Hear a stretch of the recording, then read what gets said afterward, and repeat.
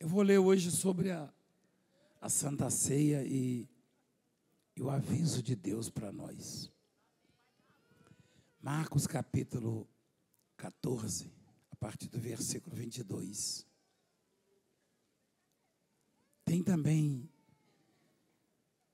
em Mateus, né? E vários evangelistas retrataram, mas eu vou ler em Marcos 14, 22. A ceia do Senhor. E enquanto comiam, tomou Jesus um pão e, abençoando-o, o partiu e lhes deu, dizendo: tomai, isto é o meu corpo. A seguir tomou também Jesus um cálice e, tendo dado graças, o deu aos seus discípulos, e todos beberam dele. Então lhes disse: isto é o meu sangue, o sangue da nova aliança, derramado em favor de muitos. Jesus ministra a Santa Ceia e ensina algo extraordinariamente grande e deixa como legado para nós, estabelecendo assim que, embora hoje ele habite entre nós em espírito, nós podemos tocá-lo e, mais do que isso, alimentar a nossa vida comendo do corpo e do sangue. Daí a importância da Santa Ceia.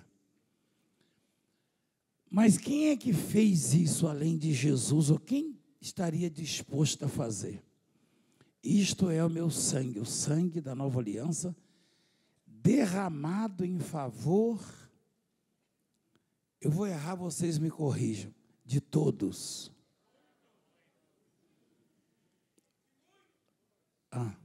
Desculpa, porque eu já ouvi, eu cresci ouvindo que todo mundo é filho de Deus. Quem ouviu isso a vida inteira? Todo mundo é filho de Deus.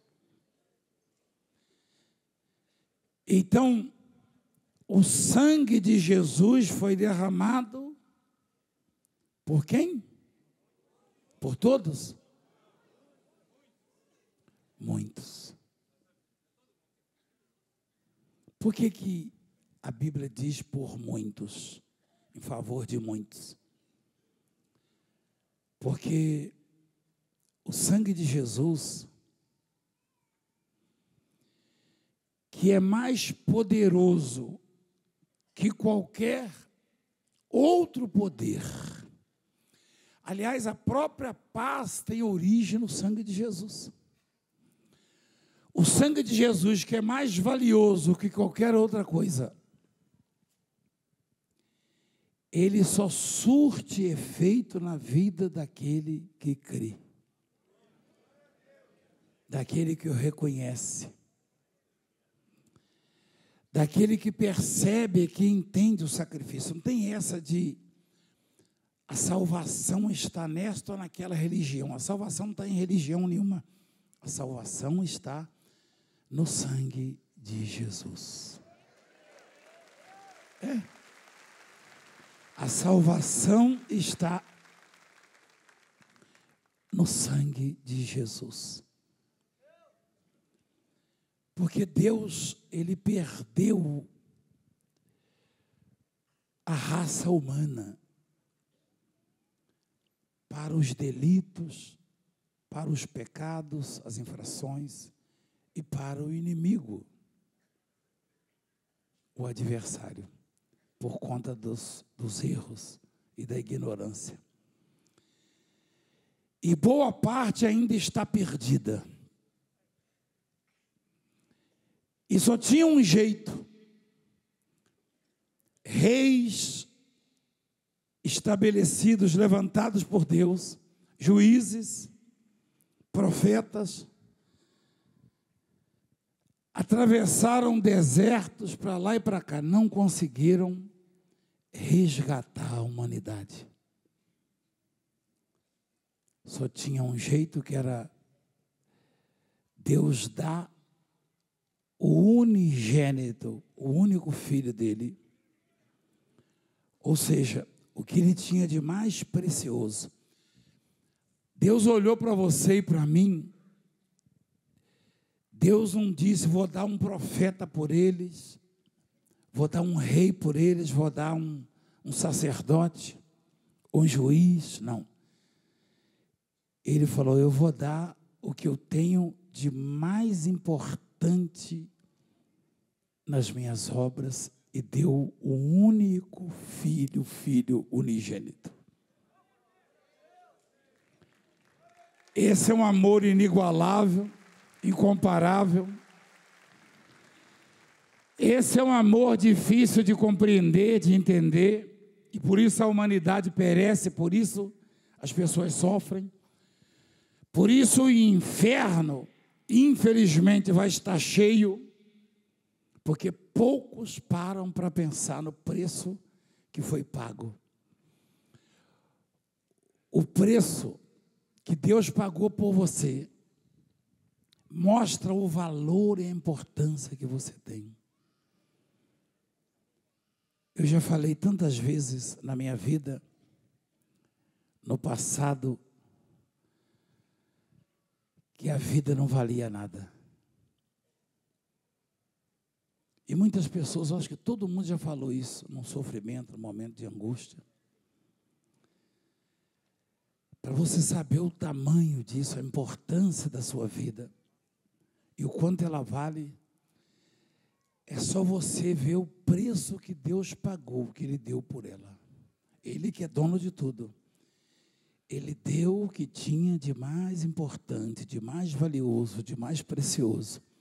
Ele deu o próprio filho dele. E quando ele diz, ele próprio diz, por muitos, porque não tem efeito na vida do incrédulo, não tem efeito na vida do ignorante, do que não percebe, do que não atina para isso. E aí inventa uma porção de religião, e criam dogmas, e ensinam muitas coisas, quando deveriam apresentar o único evangelho que se chama Jesus Cristo. E fazem guerras, e demarcam territórios, e no final das contas, todos esses vão estar diante do rei, porque a Bíblia diz: todo joelho se dobrará e toda língua confessará. Só que a oportunidade é agora, não haverá outra. Estamos vivendo tempos de oportunidade. Então, não abra mão daquele que pagou o preço que ninguém poderia pagar por você. Você foi comprado. Diferentemente do adversário, do inimigo e do sistema de escravidão.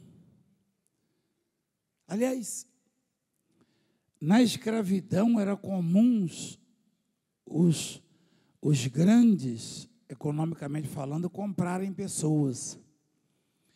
E eventualmente aparecia uma alma boa que comprava para dar a alforria, a liberdade, né? E o que ocorreu conosco é que nós fomos comprados e logo em seguida postos à liberdade. Nós fomos comprados para sermos livres, e somos livres. Deus nos compra com o sangue do Filho, com a vida do filho, com a dor do filho, com os maus tratos do filho, com a fome, com a sede, com a humilhação, tudo que ele passou. E logo em seguida nos dá a liberdade. Eu e você somos livres.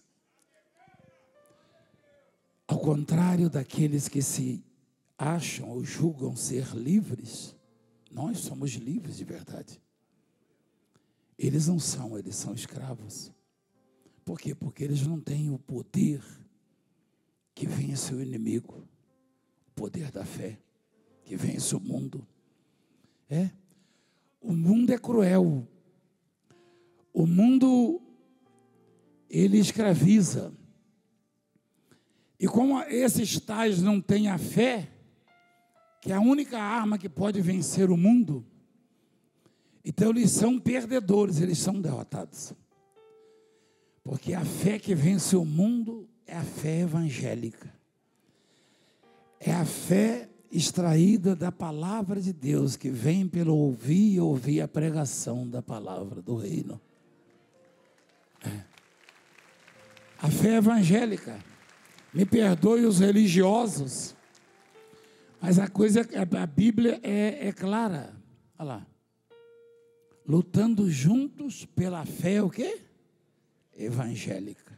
Mas por que fé evangélica? Porque existe a fé na religião, no ídolo, mas não funciona.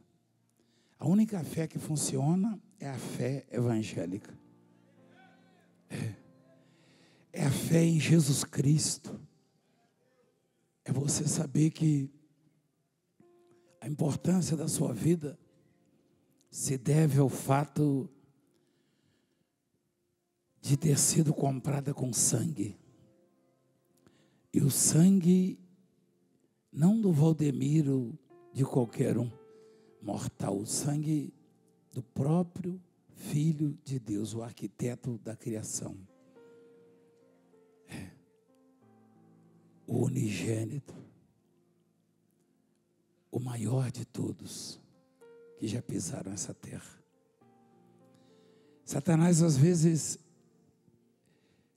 nos bombardeia, aproveita do deserto, das circunstâncias, do momento, e diz: a sua vida não vale nada, ninguém se importa com você. Eu falei uma coisa que algumas pessoas não gostaram de ouvir. Eu recebi esses dias relativo a uma situação de passaporte e outras, que o governo não gostava de mim. E eu respondi o seguinte: quem gosta de mim me comprou. Pagou um preço que ninguém poderia pagar. E é quem me fez chegar até aqui, e é de quem eu dependo, e é quem vai dar tudo que eu busco e que eu projeto ter na vida.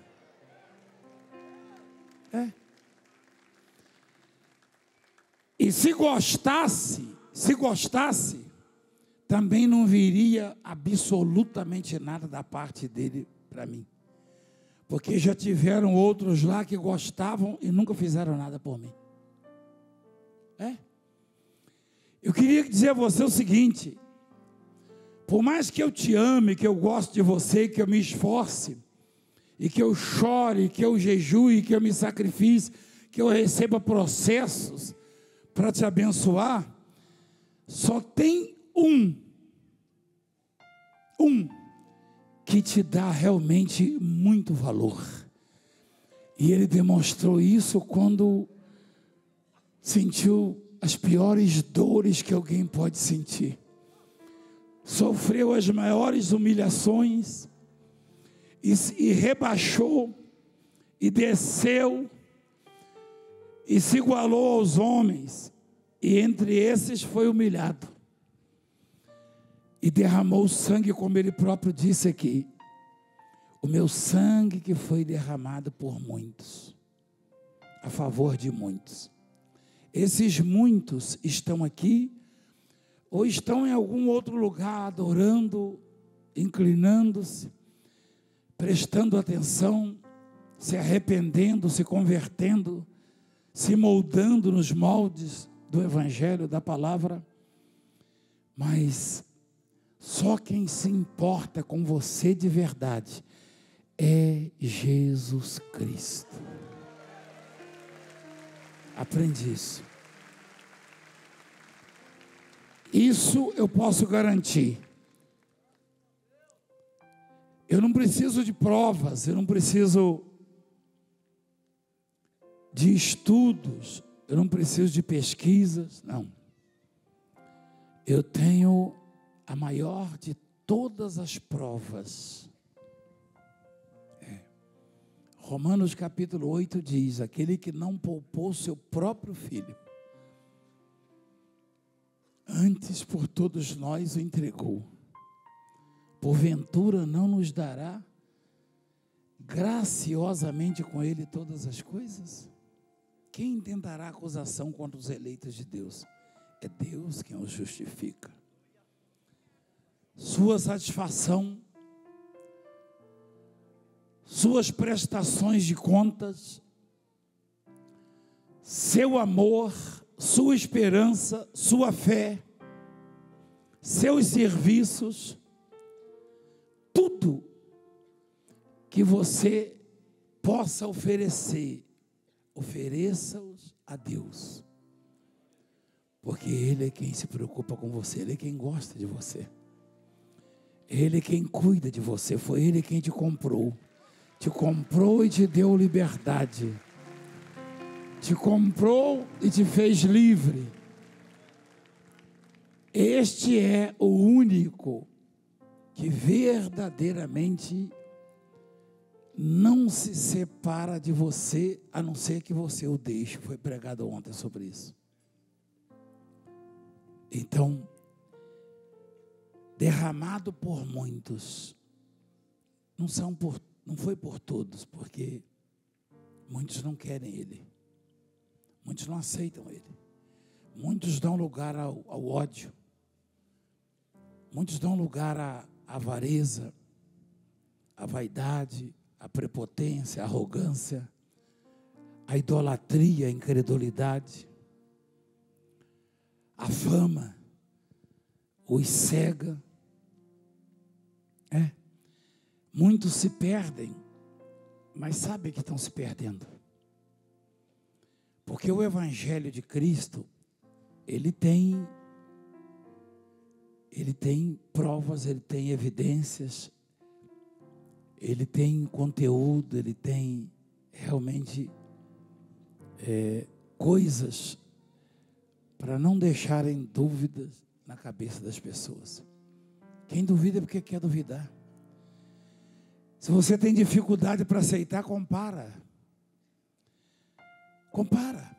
Presta atenção no que você ouve aqui, no que você ouve em outros lugares.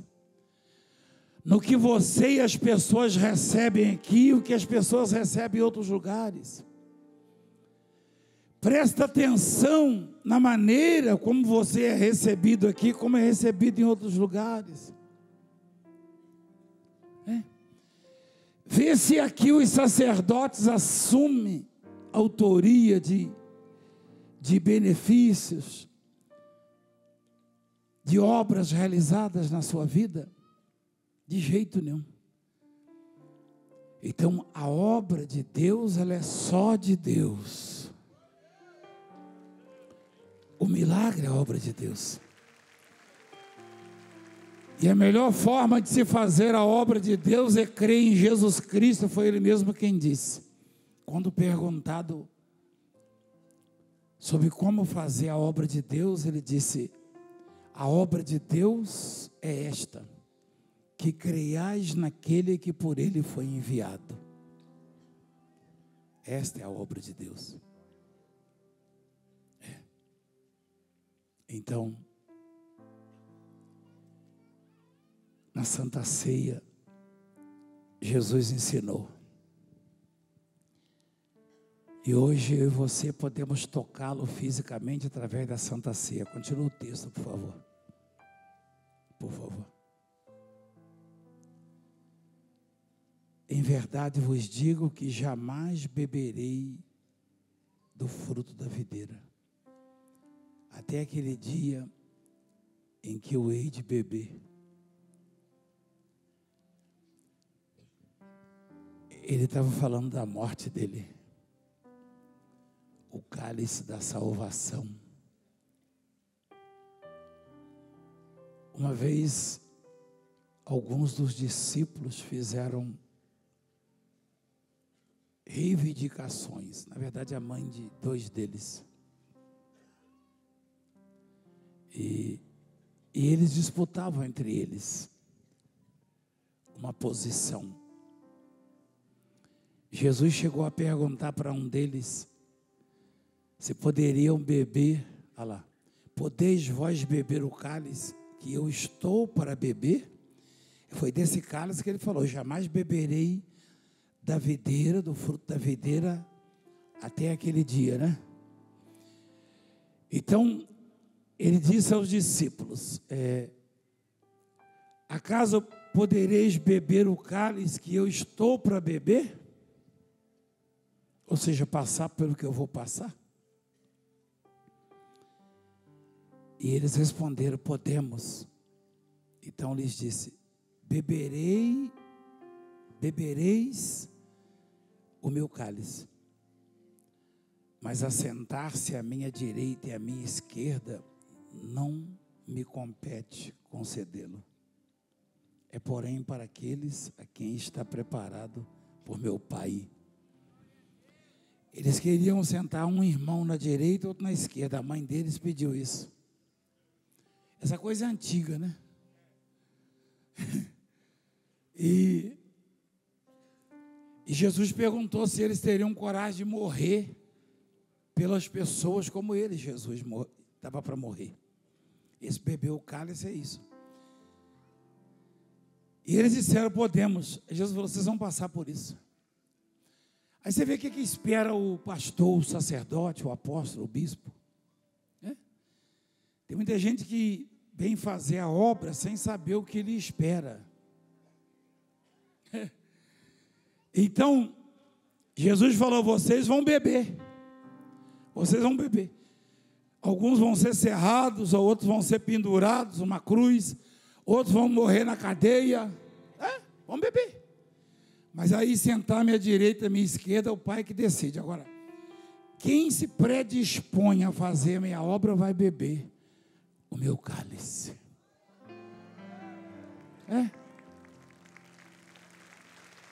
Continuando. Em verdade vos digo que jamais beberei do fruto da videira até aquele dia em que o hei de beber. Novo no reino de Deus. Tendo cantado um hino, saíram para o Monte das Oliveiras. Que legal, A Santa Ceia terminou, Jesus fez o que com eles? Cantou um hino.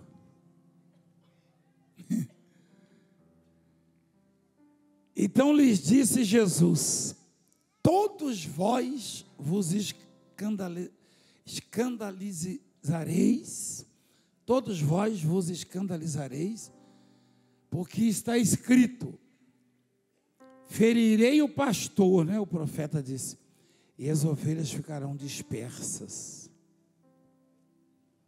Mas depois da minha ressurreição, irei adiante de vós para a Galileia. Disse-lhe Pedro, ainda que todos se escandalizem, eu jamais.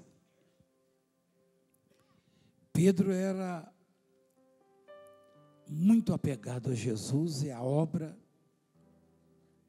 e muito comprometido com a obra. Como alguns que já estiveram conosco e já não estão mais.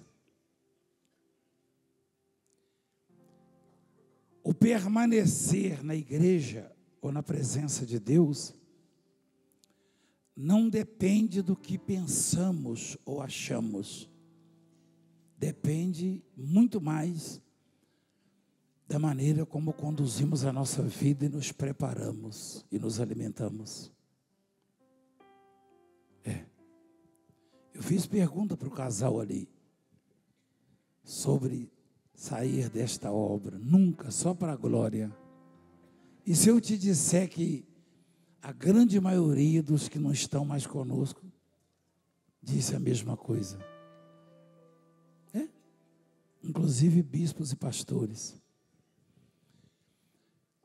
A longevidade na obra de Deus, na casa de Deus, depende basicamente do quanto nos preparamos, buscamos e nos fortalecemos. Não depende do que pensamos no momento. Não. Então Pedro, com base no que ele pensava de Jesus e daquela obra, ou desta obra, ele disse: todos, ainda que todos se escandalizem, eu jamais. Respondeu-lhe Jesus: em verdade te digo que hoje, puxa vida, hein? Hoje? Não. É que uma coisa tão importante como esta, a impressão que se tem que ao longo dos anos a pessoa enfraquece, relaxa, diminui a frequência. Isso aí é para todo mundo. Chega um momento da vida da pessoa que ela acha que ela pode alimentar-se a si própria, ou que ela tem para dar ao invés de ter a necessidade de buscar. Isso ocorre na família, ocorre com todo mundo. Então,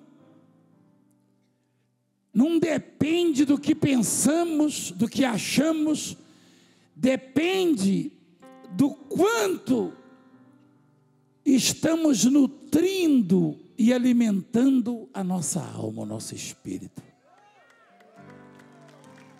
Presta atenção. Não é o que você acha, não é o que eu acho. As regras estão aí claras na Bíblia. E não é só na Bíblia, não. Se orienta com o médico para você ver. Eu não preciso de tal alimento, ou eu não gosto de tal alimento. Você não precisa agora. Daqui a pouco você vai sentir falta por não ter ingerido aquelas proteínas e vitaminas, aqueles nutrientes necessários para o corpo, e você vai começar a ter deficiências, fraquezas, e vai implicar até na qualidade de vida, e vai abreviar os seus dias. Espiritualmente falando, não é diferente. O que o adversário sugere? Não, você está bem alimentado, você não precisa. Você sabe disso. O que ele está falando, você sabe. Sim, com certeza.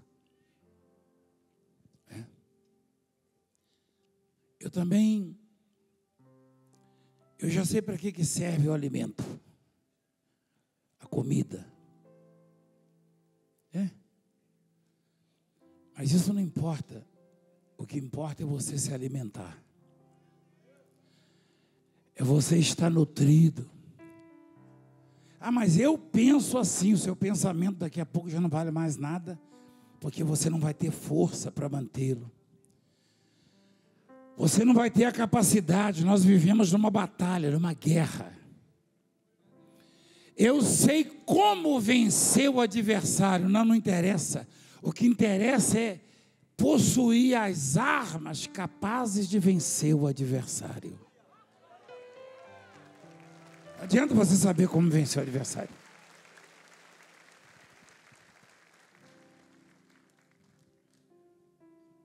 Infelizmente, estou entregando a teoria para você. E eu não posso mudar você, a sua vida, seu pensamento. Mas o que a Bíblia nos dá hoje é isso. Pedro era muito maior que eu, muito maior que você, muito mais próximo do Senhor. Eu sinto falta de pessoas aqui na igreja que estavam no nosso convívio dia a dia.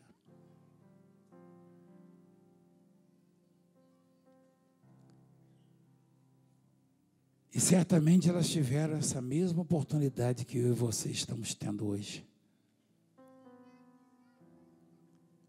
Mas pensaram que, eu já sei disso. Eu também tenho isso.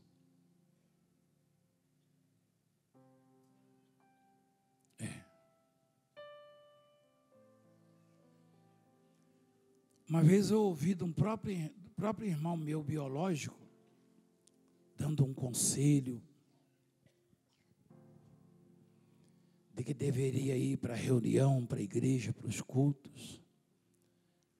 Aí ele disse, eu sei, eu tenho o que você tem, e eu sei que posso buscar aqui ou em qualquer lugar, Deus vai me ouvir. Eu falei, então tá bom. Então tá bom. Eu não vou me omitir nunca. Ainda que você e as pessoas não gostem do que eu falo, porque eu vou prestar contas com quem me comprou. Com quem pagou o preço por mim. Se você quiser aceitar, você aceita. Se não quiser, amanhã você põe na balança o que eu estou te falando e faz uma análise. De repente você acha que já está abastado, como a igreja em Laodiceia. Foi de lá que eu tirei aquela frase que eu falo sempre, que eu sou miserável, pobre, cego. Está escrito lá.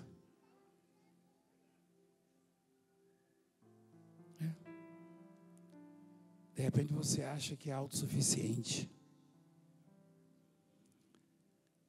Mas se você não se alimentar, não se fortalecer, não se resguardar, não buscar, quando vier o dia mau, você não vai ter forças para resistir. Então, alguém maior do que nós disse, qualquer um pode se escandalizar ou se afastar, eu jamais.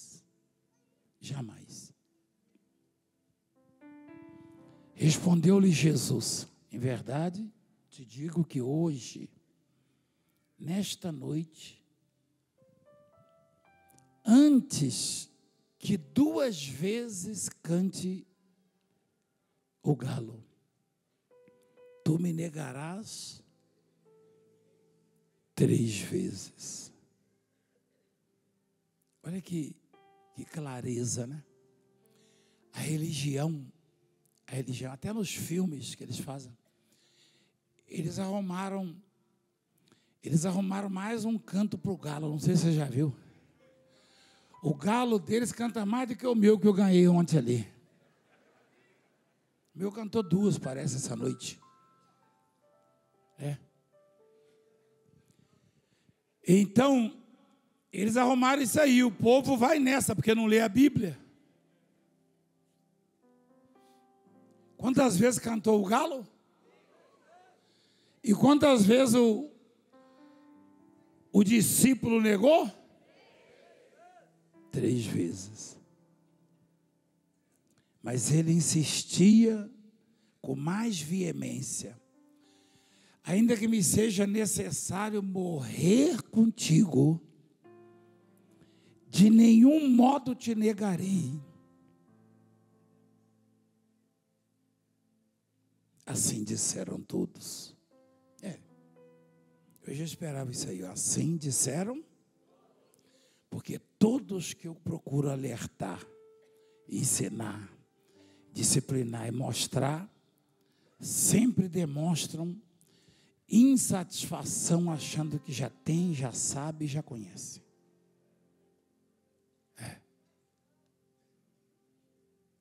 Então, todos disseram a mesma coisa. E quando o mestre foi preso, não tinha nenhum por perto. Esse que resolveu espiar de longe, alguém falou, ó, esse aí é um deles. Falou, eu? Esse tal aí. O Pedro? Nem conheço. Aí eu vi ele com ele. Não, o senhor está confundindo, foi eu não, foi outro.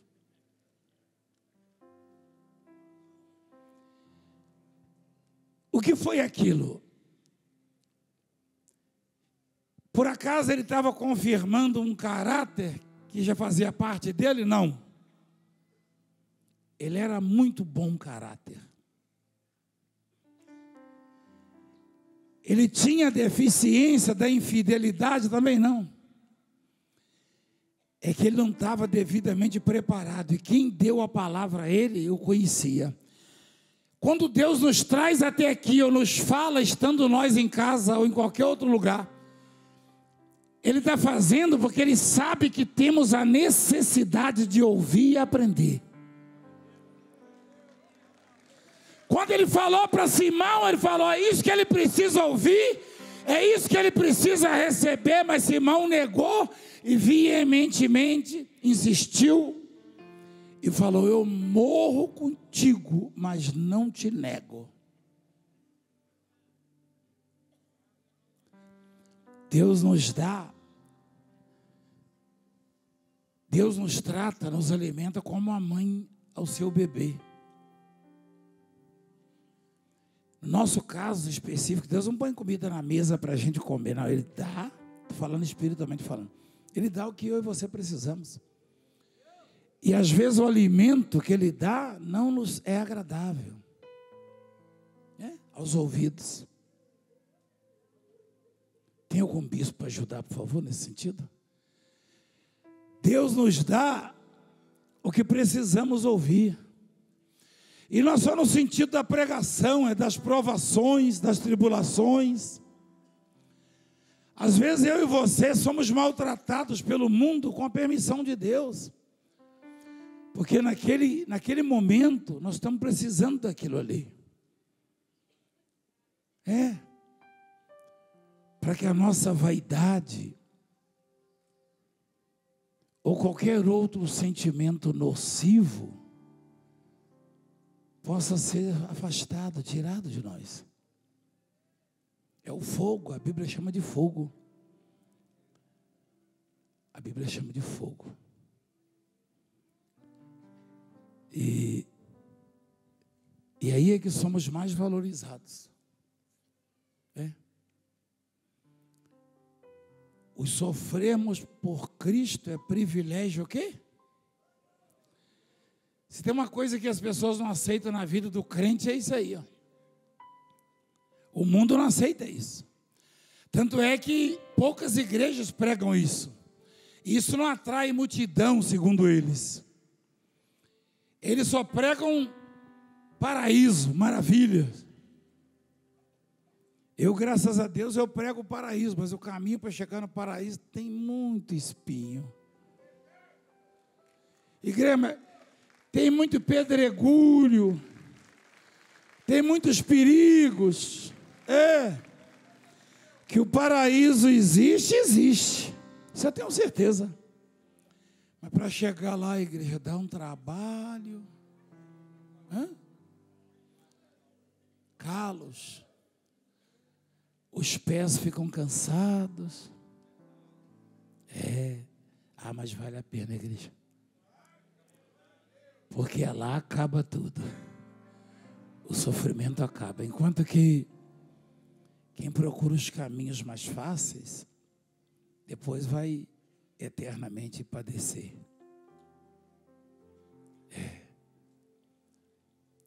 Não sei se você aceitaria um conselho.